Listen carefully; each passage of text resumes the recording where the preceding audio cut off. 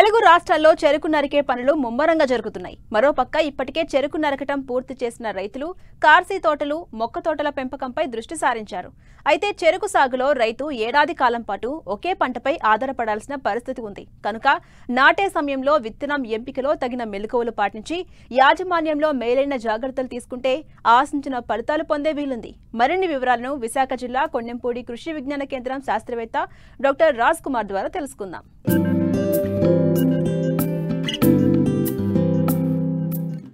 తెలుగు రాష్ట్రాల్లో సాగయ్యే వాణిజ్య పంటల్లో చెరకు ప్రధానమైంది. ఆంధ్రప్రదేశ్లో సుమారు 3,74,000 ఎకరాల్లో సాగుతుండగా తెలంగాణలో 1,25,000 ఎకరాల్లో ఈ పంట సాగు విస్తీర్ణం ఉంది. ప్రస్తుతం చెరకు నరికే పనులు ముమ్మరంగా జరుగుతున్నాయి. కొత్తగా మొక్క తోటలు వెయ్యడానికి సిద్ధమయ్యే రైతులు భూములను తయారు చేస్తుండగా చెరకు నరికిన రైతాంగం కార్సీ సాగుకు సిద్ధమవుతున్నారు. సాధారణంగా కోస్తా జిల్లాల్లో జనవరి మొదటి పక్షం నుంచి ఫిబ్రవరి వరకు చెరకు నాటవచ్చు. రాయలసీమ ప్రాంతంలో మార్చి వరకు నాటుకునే వీలుండగా తెలంగాణలో కూడా జనవరి నుంచి మార్చి వరకు నాట్లు వేసే వీలుంది. అయితే ఇప్పటికే బడ్జిప్ విధానంలో ప్రోట్రేలలో నారును పెంచి నాటడం లేదా ఒంటికన్ను ముచ్చెలను నారు పెంచి నాట్లు వేసే పద్ధతి అమిత ఆదరణ పొందుతోంది. దీనికి తోడు నాటే విధానాల్లోనూ పలు మార్పులు చోటు చేసుకున్నాయి. రాయలసీమ, తెలంగాణ జిల్లాల్లో దూరపు చాళ్ల విధానం సత్ఫలితాలు ఇవ్వగా, ఈదురుగాలుల ప్రభావం ఎక్కువగా ఉండే కోస్తా ప్రాంతంలో జంట చాళ్ల విధానం అనుకూలంగా ఉంది. అయితే ఇప్పటికీ చాలా మంది రైతులు సంప్రదాయ విధానాలనే ఆచరిస్తున్నారు. ప్రస్తుతం కోస్తా ప్రాంతంలో చెరకు నాట్లు ముమ్మరంగా జరుగుతున్నాయి. సంప్రదాయ విధానంలో సాగు చేసేటప్పుడు అధిక దిగుబడులు పొందడానికి రకాల ఎంపిక మొదలు నాట్లు వేసే సమయంలో కూడా తప్పనిసరిగా కొన్ని మెళకువలు పాటించాలంటూ వివరాలు తెలియజేస్తున్నారు విశాఖ జిల్లా కొండెంపూడి కృషి విజ్ఞాన కేంద్రం శాస్త్రవేత్త డాక్టర్ రాజ్ కుమార్. ప్రస్తుతం ఉన్నటువంటి పరిస్థితుల్లో మనకి చెరుకు షుగర్ ఫ్యాక్టరీస్ అన్ని కూడా ఓపెన్ చేసి క్రషింగ్ స్టార్ట్ చేశారు. చాలా వరకు మన విశాఖపట్నం జిల్లా కానీ లేకపోతే నార్త్ కోస్టల్ జిల్లాల్లో చెరుకుని నరకటంలో ఉంది. ప్రస్తుతం కానీ చూసినట్టయితే మనకి అన్ని షుగర్ ఫ్యాక్టరీస్లో కూడా మనకి చెరుకుని నరకటం కానీ తర్వాత ఏంటంటే కార్సీ చేసుకోవడం చేస్తూ ఉన్నారు. ఇక ఈ కార్సీ చేయటం కానీ చూసినట్టయితే మనకి చెరుకు నరికిన వెంటనే మనం ఒక వారం రోజుల లోపు మనకు వచ్చినటువంటి చిన్న చిన్న మోడలన్నింటి కూడా నేల మట్టానికి చెక్కుకున్న తర్వాత దానిపైన ప్రొపికొనజోల్ అనే మందు 1 మిల్లీలీటర్కి 1 లీటర్ చొప్పున కానీ మనం పిచికారీ చేసుకున్నట్టయితే తర్వాత మనకి ఈ చెరుకు కార్సీ తోటల్లో వచ్చేటువంటి ఈ కొరడా తెగులను మనం సమర్థవంతంగా నివారించుకోవచ్చు. అదేవిధంగా కార్సీ చేసే రైతులు ముఖ్యంగా మనకి ఇక్కడ మన ఉత్తర కోస్తా జిల్లాల్లో కానీ లేకపోతే విశాఖపట్నంలో జిల్లాలో ముఖ్యంగా పాటించవలసింది చెరుకు చెత్తని మనం కప్పుకోవడం. 1 ఎకరానికి దాదాపుగా మనకి 1.5 టన్నుల వరకు కూడా మనం చెరుకు చెత్తని కానీ కప్పినట్టయితే దానివల్ల ఏంటంటే మనకి భూమిలో ఉన్నటువంటి తేమంతా ఆవిరైపోకుండా మనకి తేమ నిలవటమే కాకుండా మనకి కలుపు కూడా బాగా తగ్గడం జరుగుతుంది. కలుపు సమస్య తగ్గిపోతుంది.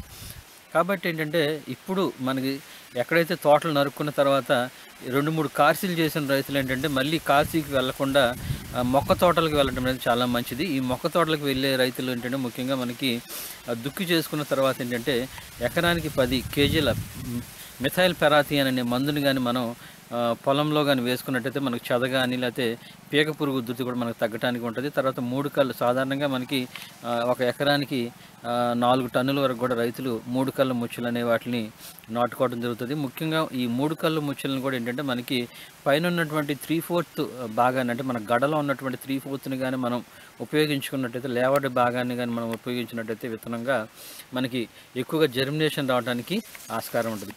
కొన్నిసార్లు మనం ఎక్కడైతే మనకి ఇంకా ముదురు కర్రలను కూడా మనం గడలను కూడా మనం విత్తనంగా వాడుకోవాలి. అలాంటి పరిస్థితుల్లో ఏంటంటే మనం 10% సున్నం ద్రావణంలో కానీ ఈ చెరుకు గడలను కానీ మనం ముంచుకొని ఒక అరగంట సేపు వాటిని కానీ మనం నాటుకున్నట్టయితే ఈ జర్మినేషన్ పర్సెంట్ కూడా మనకి ఎక్కువగా పెరగటానికి అవకాశం ఉంటుంది. కాబట్టి ఈ రైతు సోదరులు ఏంటంటే ఇప్పుడు నాటుకున్న అంటే 3 కళ్ళు ముచ్చులు నాటిన వెంటనే మనకి దాదాపుగా ఒక 15 నుంచి 20 రోజుల్లో మనకి మొలకలు అనేవి సాధారణంగా రావడం జరుగుతూ ఉంటుంది.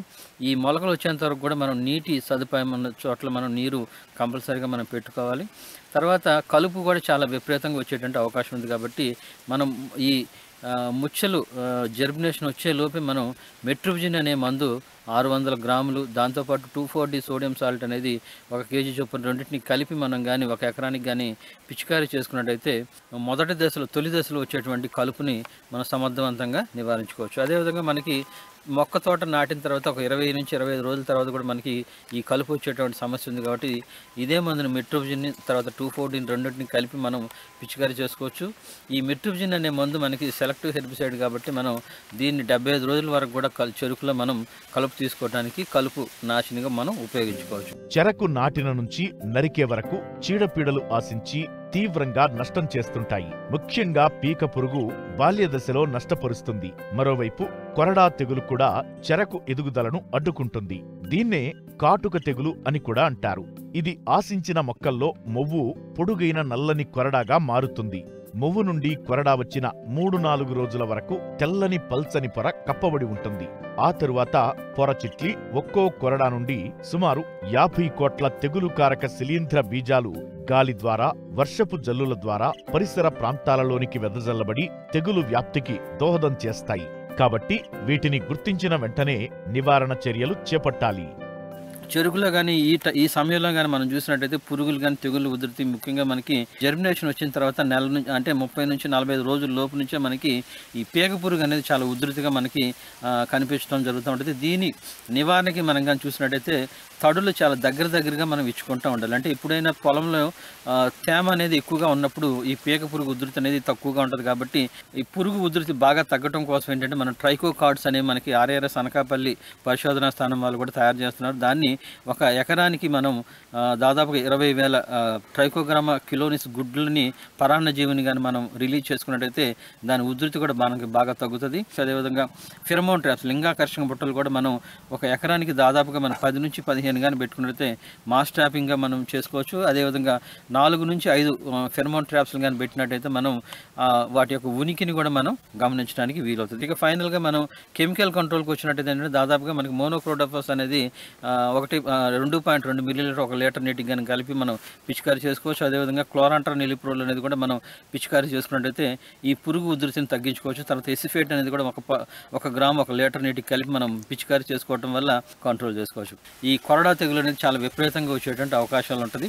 మనం కార్చీలు పెంచే కొంది ఏంటంటే తెగులు ఉధృతి కూడా బాగా ఎక్కువగా రావడానికి అవకాశం ఉంది. కాబట్టి మనం కార్సీలు చేసేటప్పుడు కానీ లేకపోతే కార్సీకి అంటే మనం తోట నరికిన వెంటనే ప్రొపికోనజోల్ అనే మందుని 1 మిల్లీలీటర్ 1 లీటర్ నీటికి మనం పిచికారీ చేసుకోవాలి. తర్వాత మళ్ళీ నెల రోజులకు ఒకసారి రెండోసారి కానీ మనం పిచికారీ చేసుకున్నట్టయితే ఈ కొరడా తెగులు మనం తగ్గించుకోవచ్చు. అదేవిధంగా మనం మొక్క తోటలు వేసుకునేటువంటి రైతు సోదరులు ఏంటంటే మనం ఈ ముచ్చల్ని నాటడానికి ముందుగా 1 అరగంట సేపు ఈ ప్రొపికోనజోల్ 1 మిల్లీలీటర్ 1 లీటర్ నీటిని మందు ద్రావణం తయారు చేసుకుని దాంట్లో 1 అరగంట సేపుగా నానబెట్టుకొని ఈ ముచ్చల్ని కానీ మనం నాటుకున్నట్టయితే ఈ కొరడా తెగులు అనేది మనం రాకుండా మనం నివారించుకోవచ్చు.